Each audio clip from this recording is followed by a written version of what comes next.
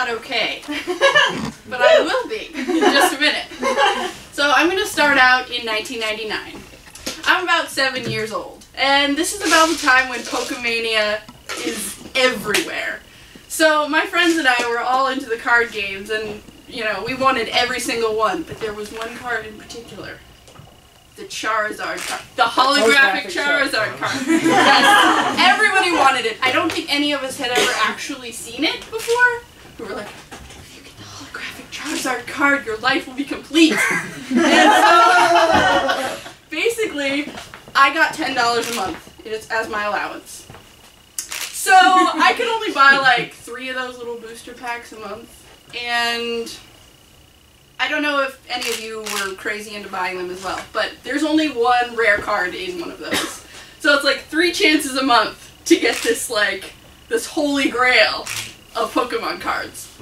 So my mom took me to the game store one day. I get my little pack. It has Charizard on the cover. I'm like, oh, I'm gonna be disappointed again. I'm gonna be disappointed again. So I gently open it, and I flip through, and there's the energy cards and all the boring shit. And then I get to the one card that matters, and I look at it and I go, ah! I have it! Oh my god! And I was the first one of my friends to have it. And that never happened. I was the weird, nerdy, homeschooled kid. Now I was still the weird, nerdy, homeschooled kid, but I had a Charizard. So I take that, and I'm just standing there on the sidewalk, and my mother's like, come on, let's go to the car. Mom, this is magic, I'm gonna be a god! And she dragged me out, of course. But I was really into Pokemon at the time. And my dad and I watched the show every week, and that was kind of a bonding moment for us. And he really, really liked Team Rocket, and he thought they were hilarious, and that was just something that we did together. And I started playing the games, but unfortunately my mother disapproved of video games. So let me tell you something. If you want your children to be like really creative and hardworking, tell them that they can't have video games, because your sons will go out and find jobs at Nintendo. Because that is what my brothers did. And I was considerably younger than them, so I got to reap the benefits of them working for Nintendo. So they would bring home all these leftover systems, and I'm like, oh my god, I get free Pokemon Gold, you know? So that was my first game. I didn't start with Red and Blue like everybody else, so that's not that cool. Yeah. So that was my first experience with the Pokemon world, and I kind of thought that it was a fad and it would fade as I got older, but I was wrong. So fast forward 2003, I'm 11 years old, and Ruby and Sapphire have just come out, and I had to have them. Unfortunately, the cash flow problem was still there, and I had a few more skills, but they weren't all that marketable, and I'm 11. Like, I was taking care of my friend's dog, but that's about it. So I don't know how this happened, because my parents never really paid me for chores, but I must have been like, hey Dad, I really, really want this game. Can I wash your car? Okay. So I found out that I'm very shitty at washing cars. I did manage to get it done, but I had to go back over it to get like $10. So I don't know how I came up with the $29.95 required to buy this game, but I did, and I played the shit out of it, and I loved that game. So it kind of kept going as I got older. When I was 16, I went to live with my grandmother. This is 2007. And she lives alone with her corpulent lapdog. And she's not your stereotypical grandmother. Like, she won't cook for you. She's not like, oh, hi, sweetie, let me give you a kiss and everything. She's like, I'm going to watch TV. You can do what you want to do. So it was pretty cool, because I was basically living on my own, and I kind of pushed Pokemon to the wayside. But let me tell you, I got thrown into a lot of new situations. Like, the kids on the anime show, Pokemon, they get sent off when they're 10 years old. So they're like, here, take this baby Pokemon, go. And so, like, you're 10, and you're wandering through the streets, and you're just like, ah! It's attacking me! Like, in the first episode, Pikachu almost dies from a pack of Spearow. And it's like, basically throwing kids into the water and expecting them to swim, which turns out works pretty well, and I learned a lot during those couple years. I started doing college coursework and learning to cook for myself and it felt kind of like that all at once.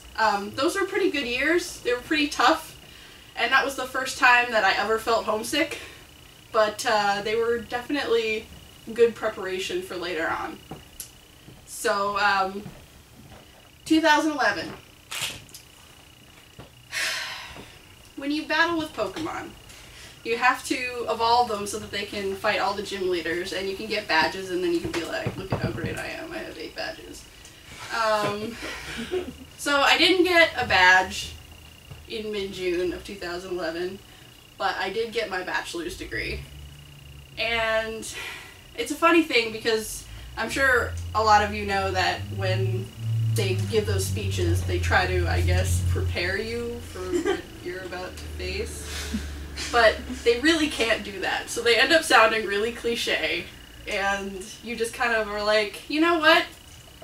I know you're trying to evolve me into an adult right now. I'm not ready, but that's okay, because I have to be. So what I did that day was I took my cord, dropped it in the memento box, and walked on. September 2011. I'm 20. I stand on the curb with 2 gigantic bags at Boston Logan Airport. This is not completely new territory for me. I've come here for breaks in the past, but this time there's no end date. And as I tell the burly Russian man who hoists my luggage into the taxi where I'm going to be living, I don't really know what to expect. However, I was told that because I did well in college, got a great GPA, did all the internships, I would be just fine. The thing is that they don't tell you that that's all you need. They basically only say that because that's the best you can do. You can't do any more than that. Like, they're not saying this is all you're going to need to succeed. They're basically saying, okay, well, this is all you can do. So when I got here, I got a little bit disillusioned. I had a really hard time finding something in my field because creative writing major. So I spent a lot of time reading voraciously, playing an embarrassing amount of Skyrim, and taking long walks. And eventually, I succumbed to what many English majors do. I became a Starbucks barista. So my dad and I took a trip to Africa in 2012, just after I got my job at Starbucks. And it was an amazing trip, and it was life-changing, and I decided to bring my old Nintendo DS with me. And my logic was, well, if this gets stolen, I'll just replace it when I get back. Of course, when I said that, I didn't really think it would get stolen. But when it disappeared somewhere between Cairo and Aswan in Egypt, I was really sad, because I had that old cartridge that I'd worked so hard for in the system. So I wasn't really upset that I lost the system, but I was like, oh, my Pokemon, gone. And I still miss it. I'm not even ashamed to say I still miss it. Alright, so that is in April of 2012. And in November of 2012, I had just gotten off work. It was about 1:30. I'd been working since 5. And I changed out of my latte-scented clothes and into a skirt and jacket.